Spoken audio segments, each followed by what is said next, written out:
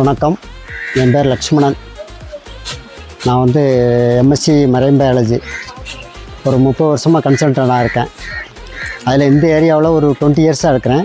இப்போ பார்க்குறதுல ஒரு 40-50 பாண்டில் வந்து ஒரு 80% பாண்டு சங்லாங் ஃபீடு தான் கொடுக்குறோம். சீடும் மோஸ்ட்லி சங்லாங்கில் தான் எடுப்பேன். ரிசல்ட்டு நல்லாயிருக்கு. எஃப்சிஆர்லாம் இப்போ ஸ்மைல் ஃபீடு ஒன்று புதுசாக வந்திருக்கு.